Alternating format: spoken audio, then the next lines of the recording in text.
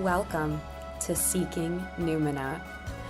I'm your host, Elyse Wells, and I invite you to connect with the sacred wild within and around you through Numina, or sacred sites around the world, and the wisdom they hold. Together, let's remember the old ways, build relationships with land spirits, and dare to reach out to the fairies. The sacred wild is inviting you to dance in the moonlight. Will you answer their call? Welcome to Seeking Numina. I'm your host, Elyse Wells, and today we are diving into the oracles that you'll find in Greece beyond Delphi to explore what an oracle means, where you might find them, and what happened when I stepped into an oracle cave. So an oracle is usually a human person or a place that has the power to prophecy, to give predictions of the future or of a certain situation that you're going through. So think of it like consulting a tarot reader today or any other type of diviner, maybe a rune thrower, bone thrower, similar to that, but you would actually go to the place. So pilgrimage was inherent in consulting the oracle. You had to physically go there, which is important. And Numina, meaning sacred places. I've traveled to several oracles throughout Greece in order to receive their wisdom, but also to understand how they functioned. So I'll be telling a story towards the end of this episode about one of the oracle caves that I had the joy and awe to visit. So Apollo is the god of oracles, and he's also the god of many things. And I spoke about him in our last episode. Was it the last episode? Maybe one before. No, I think it was last episode, about what it is to be called by spirit to travel somewhere for a pilgrimage and what a pilgrimage can do for you. So Apollo has been calling me for a long time, and it's interesting because I didn't really put it all together until I was putting the notes together for this episode. But when Apollo, he's a Greek god, right? But he first called me to Italy, and then it's like the alchemist, you have to go before you can come back and receive the wisdom of the place you're actually in. I feel like it was interesting that I understood Apollo so much better in Greece because of the experiences I had in Italy. So I have a map that we will show here of all the different places that Apollo has been worshipped. And he's got temples all over the place, shrines, even more places. But his oracles are so much more than just Delphi. Now, Delphi is the most famous of oracle sites. And to introduce Delphi, we have to understand from an ancient perspective what it meant to ancient people. Delphi was the navel of the universe. In Greek, the word for navel or belly button is omphalos. And there was literally a stone, the omphalos, that was used as this representation. Delphi was seen as the spiritual center of the universe, as the place where all spiritual connections eventually would meet. So they wouldn't have used the term ley lines, but it was a very similar concept. The idea that there were energy currents through the globe that you could, and the Greeks knew the earth was round. So it was a true understanding of cosmic circular energy flow, and they saw Delphi as that spiritual center. And I'll tell you too, Delphi is a valley. So, it's a valley up very high in the mountains still. So it's a very small space before you're on cliff sides. It's not really like a city. It can't be. But it was called the city of Delphi in its time because people lived there for long periods. It was such an honor to be a priest of Apollo or a priestess of the Pythia, the oracle, that you would have people living there for decades or camping out to visit them. So it was a very crowded place. It might be the most crowded place a person visits in their lifetime, 2,000 years ago, 3,000 years ago.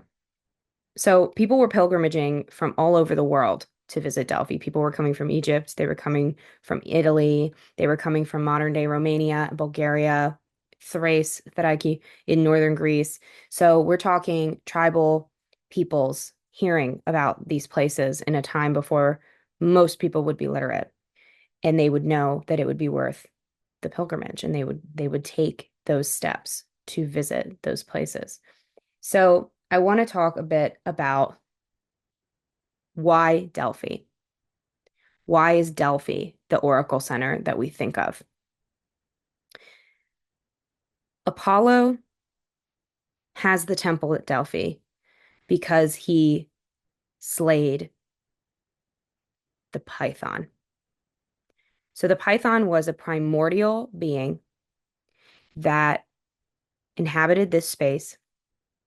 And the story goes that when Apollo came through this valley, the people begged him to slay this beast that was wreaking havoc on them. And he did. He was able to. He was successful. And so after this beast was slayed, the people put together a temple in his honor. And the magic of this beast entered a priestess there, a priestess of Apollo, and she was given oracular sight. She was able to prophesy because of this gift from this serpent. Hold on to that thought, the serpent energy, because when we talk about the cave at the end of this episode, we're going to talk about that in detail. So the Pythia was a real human woman who would sit in Apollo's temple and give prophecies to visitors who received them. And what we know for sure is that there were methane gases coming up from a crack in the earth there, and she was able to see because of these hallucinations. That doesn't mean she didn't actually have power. In fact, what I think is interesting is gases are natural. It's a natural gas, methane. So she was being aided by the land in that way to deliver the prophecies. And the prophecies we do have record of, including the last prophecy of Delphi, which was very sad. She saw what it would become. She saw the ruin, the rubble, the fire. And the saddest piece is that she saw the spring. So there is a spring in Greece, in Delphi in Greece, right before you would come up to the temples. It's right around the corner. So as you're approaching, and it's really beautiful because the road that we drive on today to arrive to Delphi in 2.5 hours from Athens would have been a several-week hike in ancient times. But we do get the same experience. We still are recognizing Delphi as it crests the hill the same way the ancients did, albeit a lot faster. So the spring begins your pilgrimage, really, to Delphi. And this is where in antiquity you would cleanse yourself and really seek to ablutions is the word I'm looking for. Seek to cleanse your body to be prepared to receive the prophecy. And when we think of cleansing, I always say, think of it like you are trying to clear your energy so that you can receive the energy you need to. You don't want to be distracting with your energy. So it's sort of that, it's sort of that intention. So they would be cleared, they would do an energy clearing essentially to be as ready as they could for moving over to the temple and asking for advice. So today, and what the last prophecy of the Pythia saw, the spring is dry. There's no more flowing waters. You can see the remnants in some photos here that there is, you can see that it was a bath. It was a sacred place to cleanse yourself, to step inside the water. But today there is still a flowing spring of water that you can collect the water or bless yourself or anoint yourself with it. But this water comes from the source of that spring. And I want to remind folks too that springs were sacred places on their own. Any spring was a sacred place because it was giving life. And the nymphs of the springs, the Pythia, were there to bless you when you received the blessing of a spring. There was also the blessing of a sacred minor goddess, a Pythia. So Yeah, there was so much sacredness in Delphi before you even touched the temple grounds. And my favorite thing about Delphi too is it wasn't just nothing. It wasn't like an empty nobody place until Apollo came through and killed this snake. No, it was a temple to the earth goddess for millennia before this. For millennia before this. So the stories we have of Apollo and the Olympian deities are going back about 24, 2,500 years. But Greek civilization, we have record of at least 8,000 years, all the way back to 20,000 years. 20,000 years. So what are we doing for the other 18,000 years? We were worshiping an earth goddess. And we don't have as much, there was no written record of this period. There's just archaeological evidence. So we do have offerings that lead us to understand that that was what was going on. We found offerings in this site. And it's really special and such a reflection of patriarchy that when you visit Delphi, up the hill where Apollo's temple is just flashy. There's lots of statues, altars, offerings, beautiful bronze pillars. In antiquity, now they're in the museum for safekeeping, but in antiquity, you would also see giant sphinxes, which, fun fact, the sphinx is from Greece. Egypt got it from Greece. You would see the Naxian Sphinx, which you can see in the museum now, a massive, massive statue, the most expensive donation ever given to Delphi. You would have seen shining gold and silver adorning everything. Whereas, meanwhile, at the bottom of this hill, not where it's all flashy and visible. In fact, that was something that the Romans really facilitated, was moving Delphi up the hill as far as they could so that it was more impressive and imposing to witness. Down the hill is the Tholos, the only surviving round temple in modern Greece, and the only space that Delphi was worshipped at until about 2,500 years ago. All that we see up the hill is quote unquote new. And where the real magic happens, where the real power is down that hill at the Tholos. So when I host my retreat, taking folks to Delphi in April 27th to May 2nd, 2025, I would love, love, love to have you there if it calls to you, if this episode is just giving you goosebumps down your back, and especially if you are on the priestess path or called to this priestess path and you've pictured these things. As I'm describing them, there's something you've seen in your dreams or seen in your mind. This is for you. This retreat is for you. And when we go on this retreat, Delphi up the hill, moving into the museum, visiting the gift shop, all these things, that's the commercial side. That's the tourist side. That's where we're not really able to connect to the energy as purely because it's crowded and because I won't get into it too much in this episode, and because the archaeological site doesn't allow people to work with the sacred sites as sacred places in Greece. So they're really watching for you there. They won't let you meditate at the Temple of Apollo, for example. However, going down the hill to the Tholos and the site of the Mother Goddess Temple, not a problem. You're more than welcome. And nobody's even policing it down there. There's one guard just to keep an eye out for vandalism. So that's where we'll be connecting on our retreat because we are looking to reach this priestess energy, this energy of pure natural connection to source.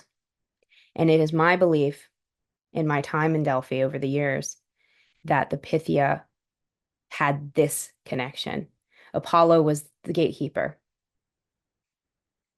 but her magic came from the earth. It came from this source of the Mother Temple.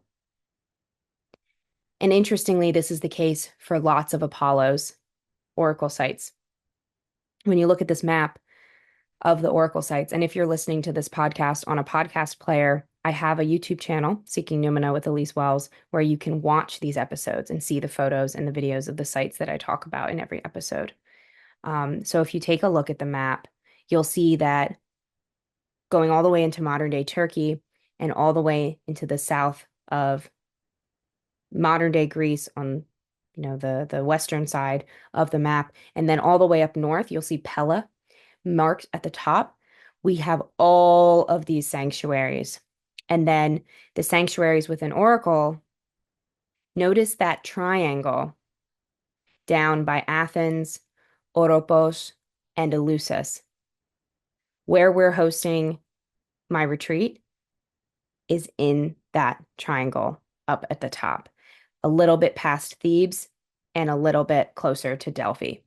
And Thermopylae, the battlefield from the movie 300, you might remember, the Spartans fighting against the Persians. And although the Persians were victorious, they were unable to proceed further into Thebes and destroy Greece. So it was a really monumental holdout. Those the men knew they would die, but they held their ground there. So it's interesting because we have that patriarchal container up at the top that serves, war is a patriarchal concept, but the divine masculine protecting the families below. Oh, it gives me goosebumps. Um, Although they were functioning within a patriarchal constraint of war, they chose the honorable choice. And so you sort of feel that up there where we're staying for the retreat. We're south of Thermopylae, next to Delphi, and also north of Thebes. So right in that triangle there. And I live in the other triangle down below between Athens and Eleusis and Oropos, which is interesting. So I've sort of spent my time exploring that whole region and looking for the oracle sites and seeing where they're at because this is very interesting to me. We also don't know the full locations of all these oracle sites. Some of them are referenced, but they're not marked. We can't find the actual places where these oracles existed. So it can be hard to do that research, but there is in this exact small village that we're staying in for the retreat, there is an abandoned, it's actually kind of cool. You can do scuba diving or you can use a snorkel to see the city beneath you in the water. It starts up on the hill a little bit, but then below the water is where it's very, very visible. And that area is thought to be perhaps where another oracle of Apollo was. So it's very special to recognize how much we don't know yet, even though it's literally sometimes right beneath us, waiting for us to discover it. And there's another oracle I want to talk about, and then I'm going to tell you the story of the Pythia and where I believe her true power comes from. There's another oracle also near Delphi called the Oracle of Trophonios. And this was the oracle of abject terror. Not because it's scary to visit today, or scary to behold, or even scary to tune into energetically, but because the way this prophecy is given is through madness.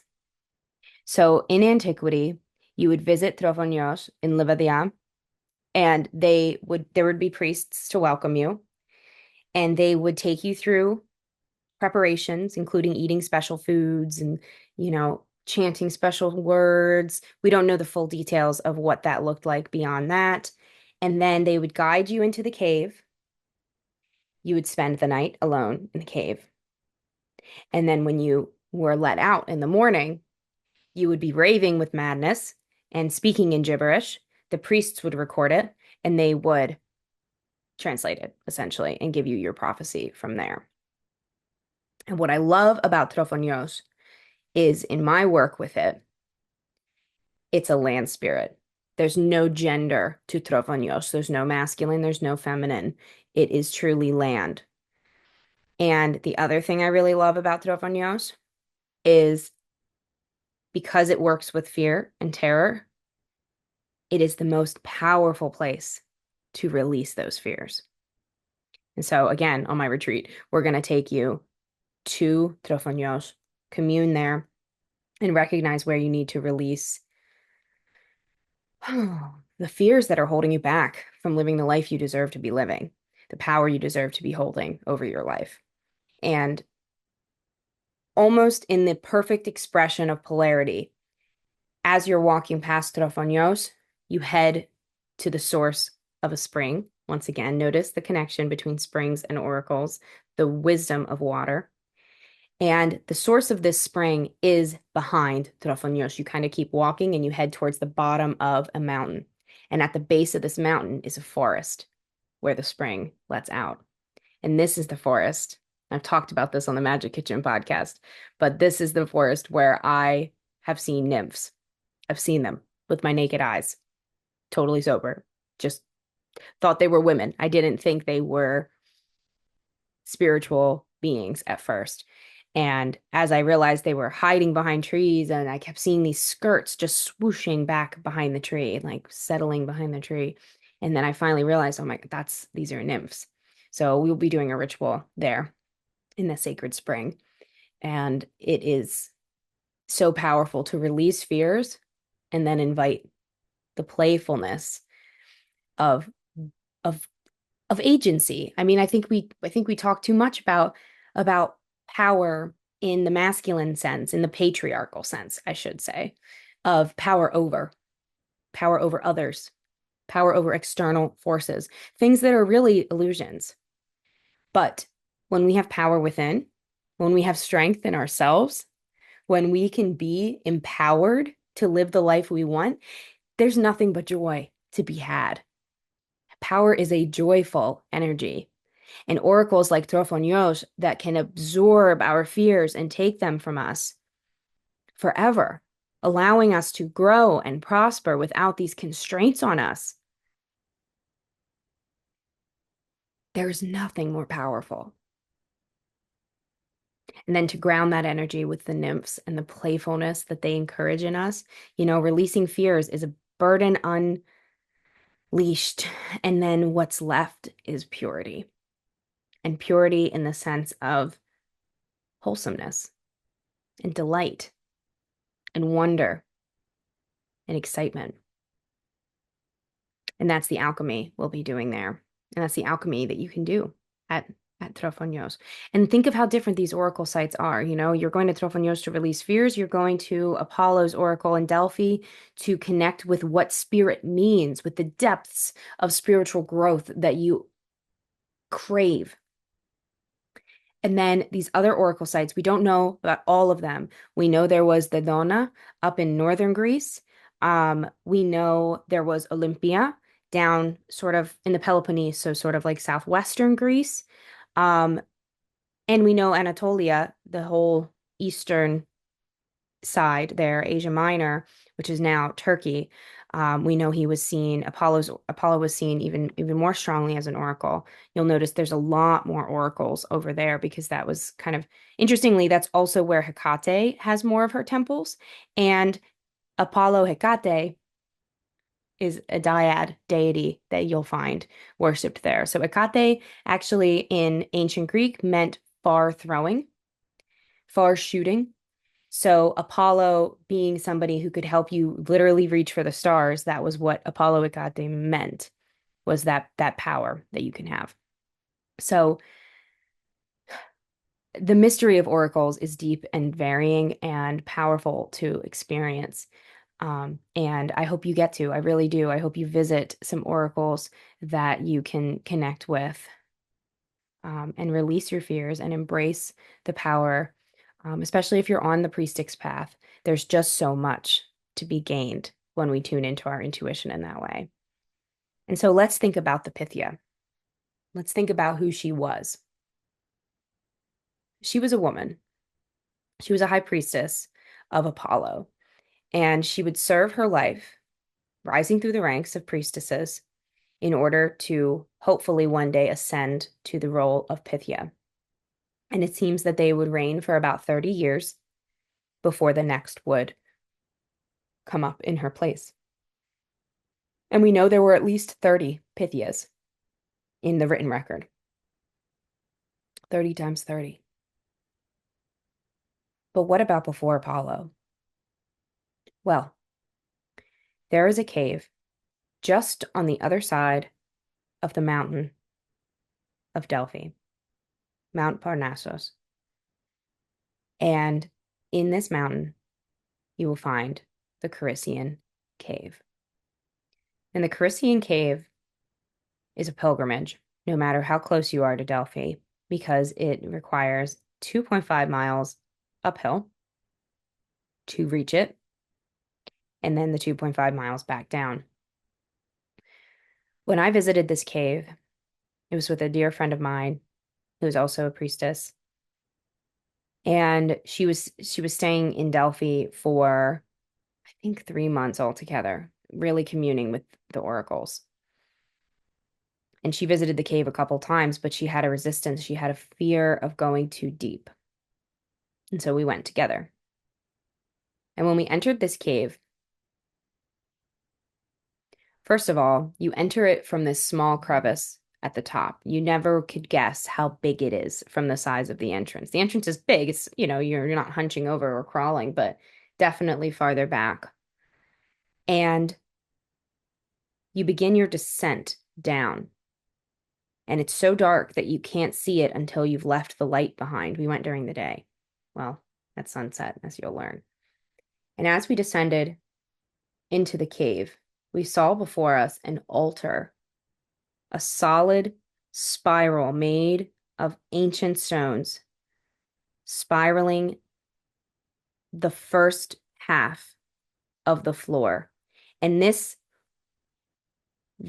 cave was so massive, so big, so high. I remember feeling smaller than I felt at almost anywhere I've been. I think the only time I felt so small was when I had incredible visibility on a very clear night and I was stargazing. I think that is the only other time I felt that small. And as we took it in, I drummed us into the cave. I brought my drum and I drummed us in.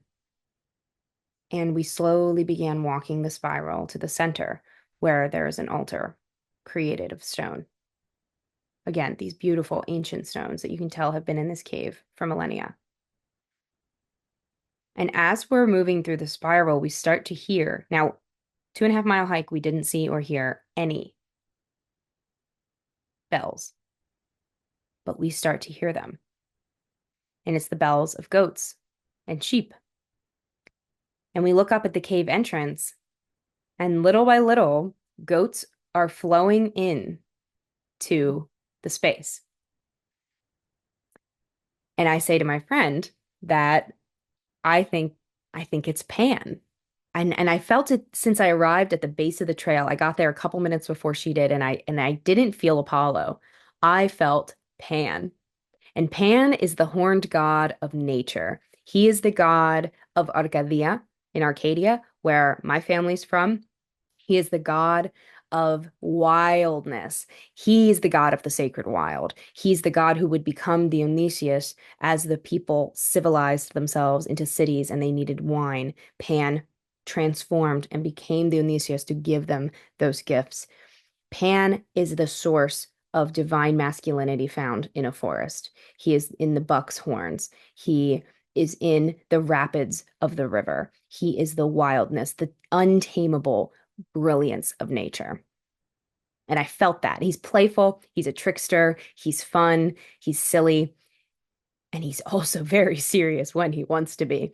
And I felt all of that throughout our walk. But I asked her, I said, "Have you ever worked with Pan?" She said, "No." I said, oh, "Okay." So I just kind of kept to myself. I didn't think much of it.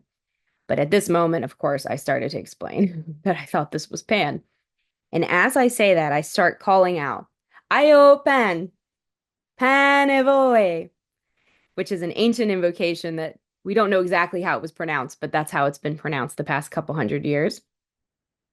And this massive, unbelievably large ram comes forward, and his horns are the entire width of the entrance.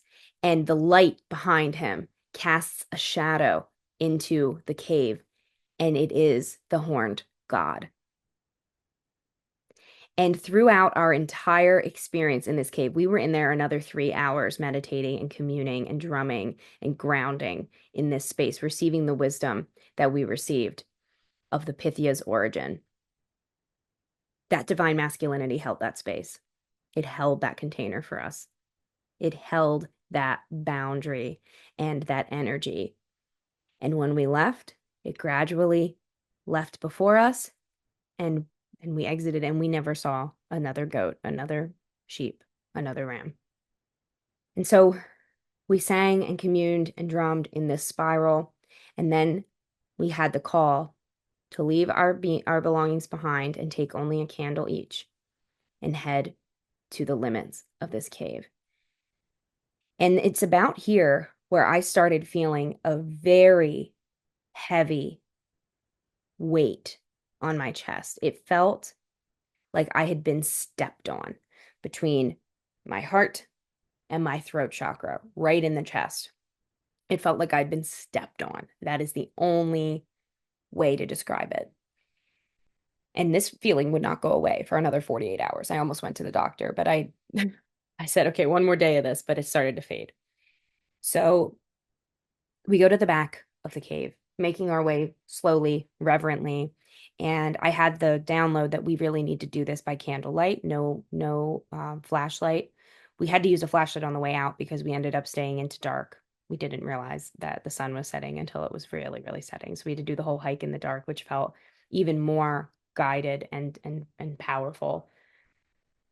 But we made our way through the cave the way the ancients would have, with the flickering candlelight, making the stalagmites and stalactites dance and showing us images, showing us visions of the past, and allowing us to literally walk the footsteps of this past.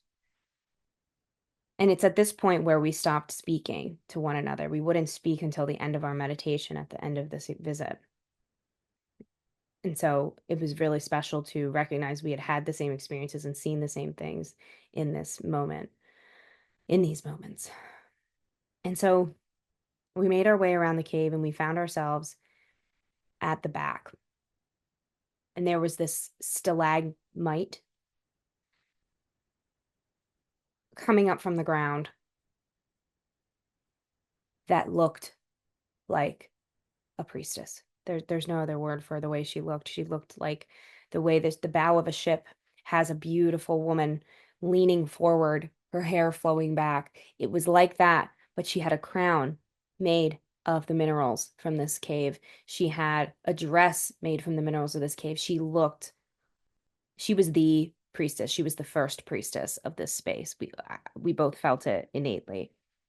And this was where we decided to sit and meditate and ground and connect. And I had brought some offerings, so I left them there. I had made a chamomile tea that I sprinkled a little around us. And I meditated and connected to the soul of this cave. I wanted to feel who it was that was within this space. And this was where I understood for the first time that the python that Apollo supposedly slayed, that was a dragon. That was Earth's energy. That was the depth of the Pythia's power. She was granted that gift of oracular sight by the earth herself. And I understood for the first time that dragons are an expression of the earth in that way.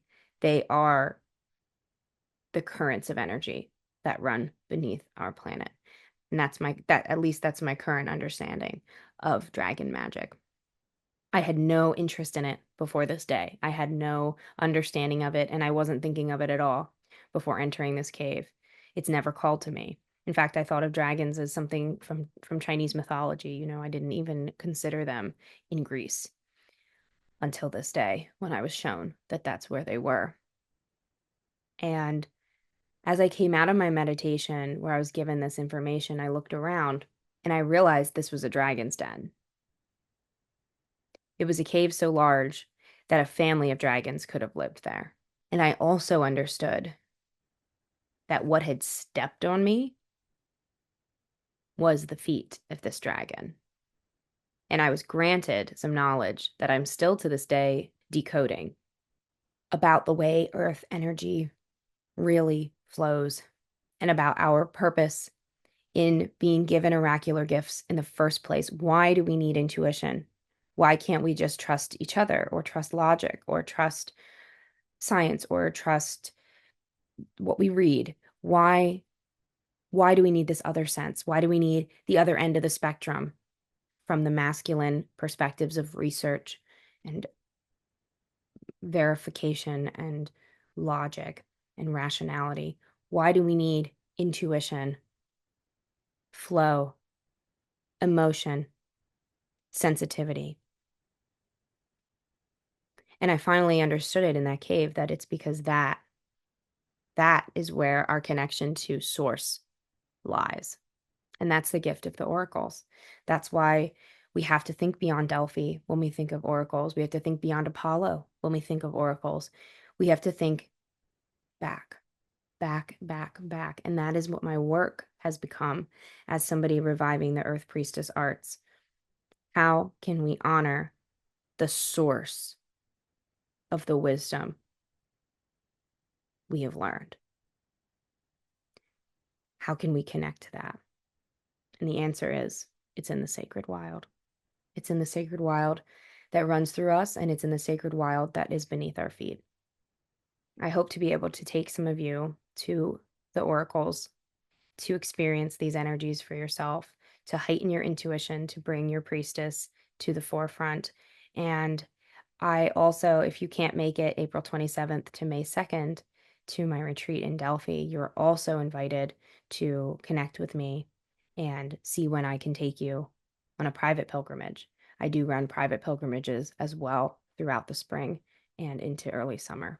So I do hope to hear from you if this is calling to you the way it called to me.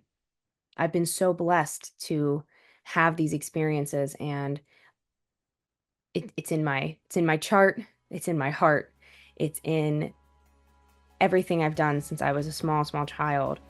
I know that I'm here as the priestess to guide the paths back to the past and bring that wisdom into a future that honors the reverence of our deep connection to the earth. Thank you for seeking Numina with me today. I'm Elyse Wells. Have a blessed day. Thank you for seeking Numina with me today.